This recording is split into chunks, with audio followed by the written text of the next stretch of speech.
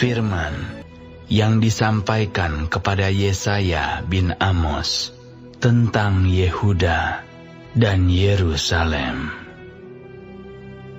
Akan terjadi pada hari-hari yang terakhir, gunung tempat rumah Tuhan akan berdiri tegak di hulu gunung-gunung dan menjulang tinggi di atas bukit-bukit. Segala bangsa akan berduyun-duyun ke sana, dan banyak suku bangsa akan pergi serta berkata, "Mari, kita naik ke gunung Tuhan, ke rumah Allah Yakub, supaya Ia mengajar kita tentang jalan-jalannya, dan supaya kita berjalan menempuhnya. Sebab dari Sion akan keluar pengajaran, dan firman Tuhan dari Yerusalem. Ia akan menjadi hakim antara bangsa-bangsa, dan akan menjadi wasit bagi banyak suku bangsa. Maka mereka akan menempa pedang-pedangnya menjadi mata bajak, dan tombak-tombaknya menjadi pisau pemangkas.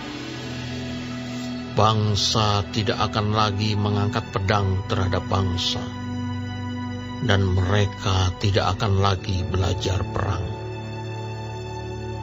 Hai kaum keturunan Yakub, mari kita berjalan di dalam terang Tuhan. Sungguh telah kau buang umatmu, yakni kaum keturunan Yakub.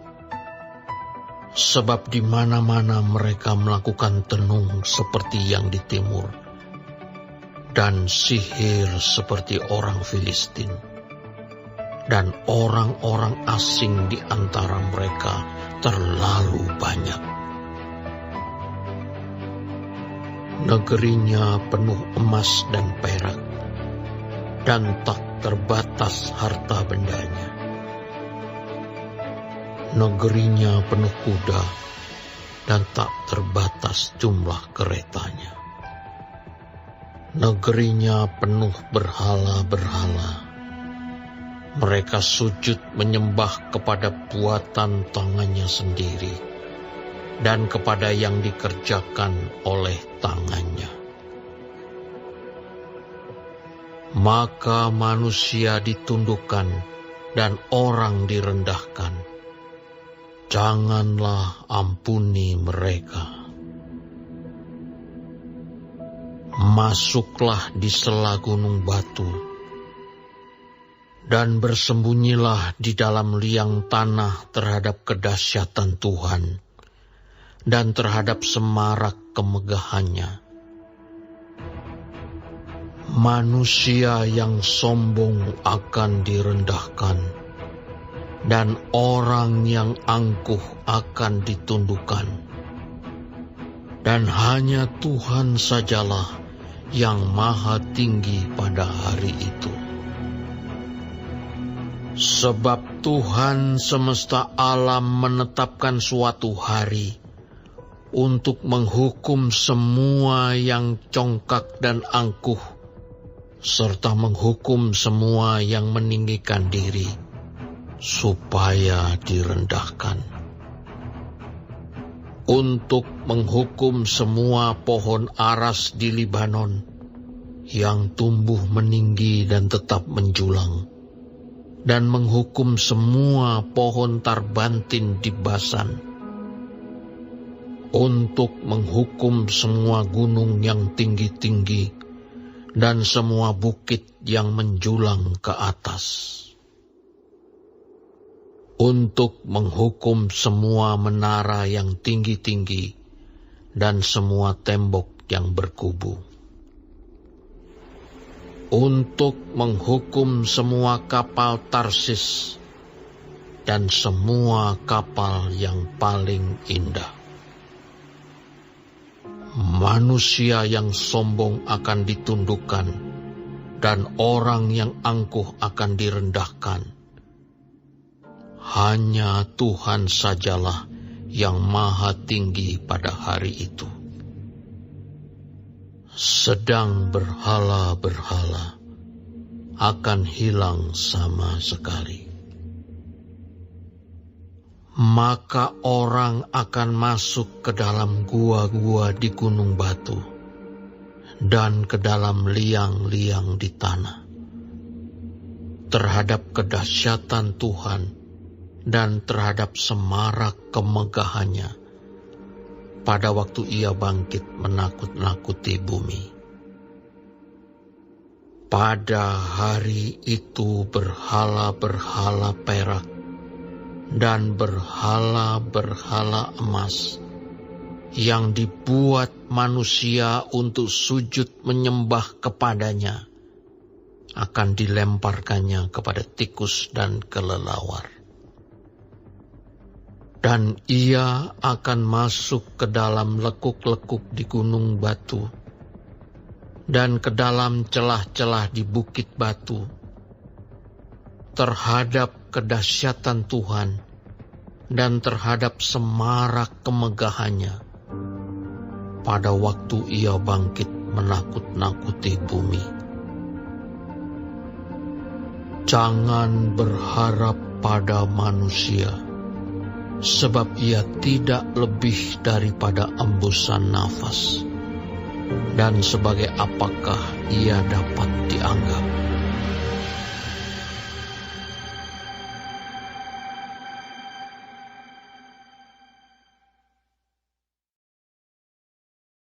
Shalom saudara-saudaraku yang kekasih di dalam Tuhan Yesus, puji Tuhan. Hari ini kita masih diberi kesempatan hidup dan mempelajari firman Tuhan dari Yesaya 2. Tuhan Yesus memberkati. Yang pertama mengenai Sion sebagai pusat kerajaan damai. Di dalam Yesaya 1 ayat 5-6 tercatat bahwa Tuhan berkata, Israel sudah dipukul, didisiplin, dihukum, dari kepala sampai dengan telapak kaki, jadi total oleh Tuhan sendiri, tetapi mereka tidak mau bertobat, malahan bertambah-tambah murtad. Tetapi Tuhan tidak putus asa, Ia masih mempunyai rencana yang besar bagi umatnya.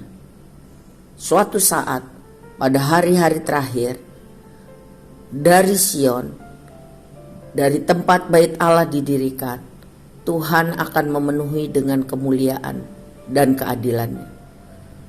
Maka seluruh dunia akan menyaksikan pemulihan situasi tersebut. Hal ini adalah saat kedatangan kembali Kristus Yesus sebagai hakim dan raja. Karena itu, sebagai orang-orang yang percaya kepadanya, kita harus bersiap-siap untuk menyambut penggenapan nubuat ini, saudara, dengan cara hidup hormat kepada Tuhan, percaya kepadanya dengan segenap hati, dan melakukan firman Tuhan dengan setia.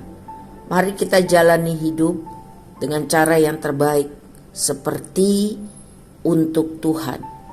Mari kita sungguh-sungguh menjadi saksi-saksi Kristus di rumah, di sekolah, di tempat kuliah, di pekerjaan, dan di komunitas kita, supaya banyak orang diselamatkan, dipulihkan, mengalami kebangunan rohani, dan akhirnya menjadi umat Tuhan.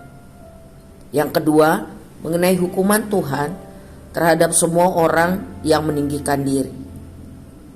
Banyak orang sombong dan merasa tidak perlu bergantung berharap kepada Tuhan. Mereka mengandalkan harta, kekuasaan, prestasi, dan lain sebagainya. Dengan jelas bagian ini menyatakan bahwa orang sombong, orang tinggi hati membuat Tuhan murka. Tuhan akan menegur dengan keras. Dosa adalah menolak hidup taat pada firman Tuhan, menolak untuk memuliakan Tuhan, dan mau memuliakan diri sendiri. Itu berdosa.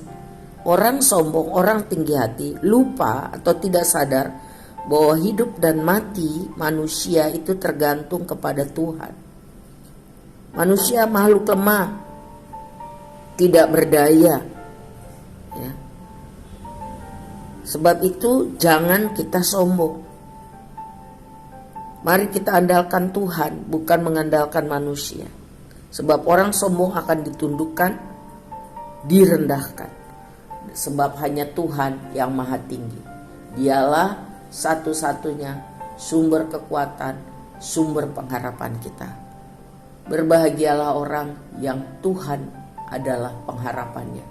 Tetapi terkutuklah orang yang mengandalkan manusia. Amin.